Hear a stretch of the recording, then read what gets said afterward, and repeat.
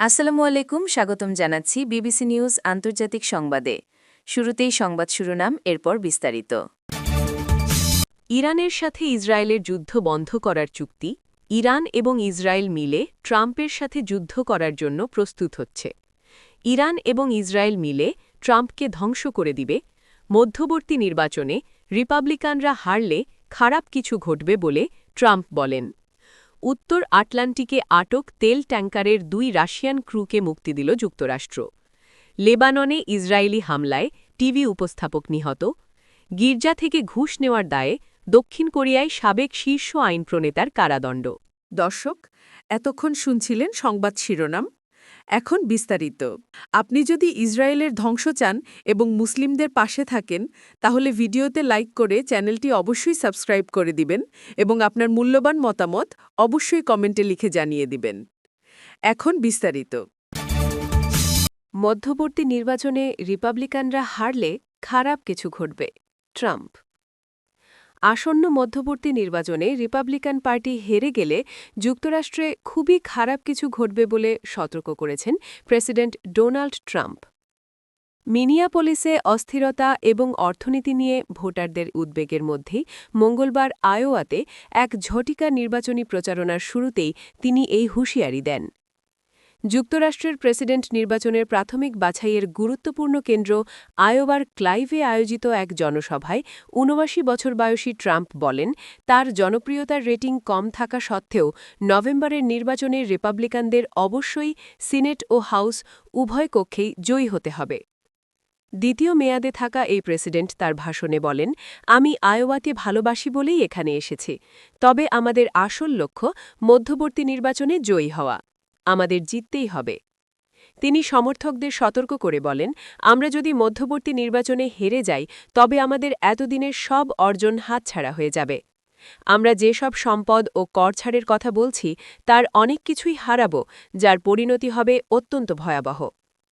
Trump যখন অর্থনীতির ওপর গুরুত্ব দিয়ে ভাষণ দিচ্ছিলেন, তখন প্রতিবেশী অঙ্গরাজ্য মিনেসোটায় অভিবাসীদের বিরুদ্ধে এক অভিযানে 2 জনের মৃত্যু নিয়ে দেশ জুড়ে তোলপাড় চলছে। উত্তর আটলান্টিকে আটক তেল ট্যাঙ্কারের 2 রাশিয়ান ক্রুকে মুক্তি দিল যুক্তরাষ্ট্র। এই মাসের শুরুতে মার্কিন যুক্তরাষ্ট্র কর্তৃক আটক একটি তেল ট্যাঙ্কারের 2 রাশিয়ান ক্রু সদস্যকে মুক্তি দেওয়া হয়েছে এবং তারা বাড়ি ফেরার পথে রয়েছেন। বুধবার 28 জানুয়ারি রাশিয়ার পররাষ্ট্র মন্ত্রণালয় এ তথ্য জানিয়েছে। মার্কিন বাহিনী এই মাসের শুরুতে উত্তর আটলান্টিকের রাশিয়ার পতাকাবাহী মেরিনেরা নামে একটি তেলবাহী ট্যাঙ্কার জাহাজের নিয়ন্ত্রণ নিয়েছিল।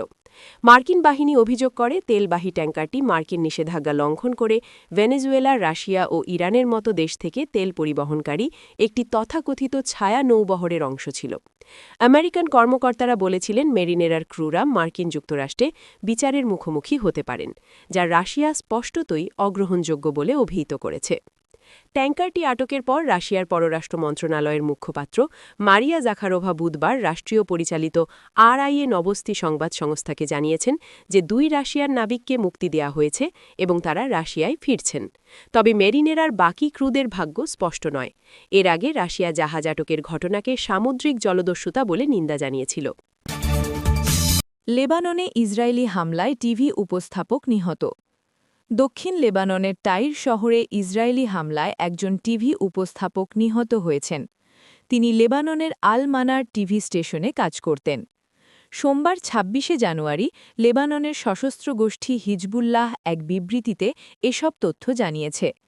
হিজবুল্লাহ জানায়, হিজবুল্লাহ সমর্থিত আল মানার টিভি স্টেশনের উপস্থাপক আলী নূর আল দিনকে হত্যা করা হয়েছে। হিজবুল্লাহ তার হত্যাকাণ্ডকে বিশ্বাসঘাতক হত্যাকাণ্ড বলে অভিহিত করেছে। আল মানার টিভি নিশ্চিত করেছে যে টাইরে হামলায় আল দিন নিহত হয়েছেন। তিনি আল মানার চ্যানেলের ধর্মীয় অনুষ্ঠানের উপস্থাপক হিসেবে কাজ করতেন। লেবাননের তথ্যমন্ত্রী পল মরকোস ইসরায়েলি হামলার নিন্দা জানিয়ে সামাজিক যোগাযোগ মাধ্যমে বলেছেন, এ ধরনের আক্রমণ সাংবাদিক বা মিডিয়া কর্মীদের কাউকেই রেহাই দিচ্ছে না।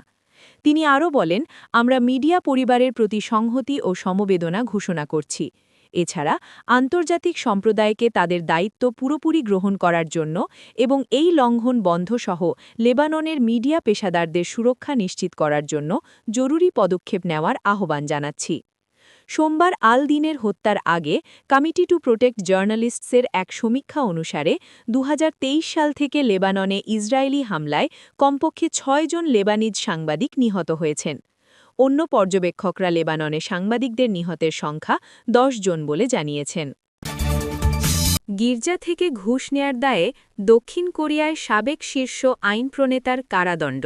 ধর্মীয় সংগঠন ইউনিফিকেশন চার্চের কাছ থেকে ঘুষ নেয়ার দায়ে দক্ষিণ কোরিয়ার বিরোধী দলের প্রভাবশালী আইন প্রণেতা কউন সিয়ং দংকে 2 বছরের কারাদণ্ড দিয়েছেন আদালত। বুধবার এই রায় দেয়া হয়। ইয়নহ্যাপ বার্তা সংস্থা এ তথ্য জানায়। বিশেষ কৌশলীরা কউনের বিরুদ্ধে 4 বছরের কারাদণ্ডের আবেদন করেন। তাদের অভিযোগ, তিনি গির্জাকির কাছ থেকে 10 কোটি উওন বা প্রায় $70,000 গ্রহণ করেছেন। তবে বিচারক তাকে 2 বছরের কারাদণ্ড দেন। সাবেক প্রেসিডেন্ট ইউন সুক ইয়োলের ঘনিষ্ঠ সহযোগী কোন ইউন ঘোষিত সামরিক আইনের জেরে সৃষ্ট রাজনৈতিক অস্থিরতার সময় রক্ষণশীল পিপল পাওয়ার পার্টির সংসদীয় নেতা হিসেবে দায়িত্ব পালন করেন। সিওল থেকে বার্তা সংস্থা এএফপি এ খবর জানায়। গত এপ্রিল মাসে ইউন ক্ষমতাচ্যুত হন। স্বল্প সময়ের জন্য সামরিক আইন জারির পর তাকে কারাগারে পাঠানো হয়। জুনে আকস্মিক নির্বাচনে ভোটাররা লি জে মিয়ংকে প্রেসিডেন্ট নির্বাচিত করেন।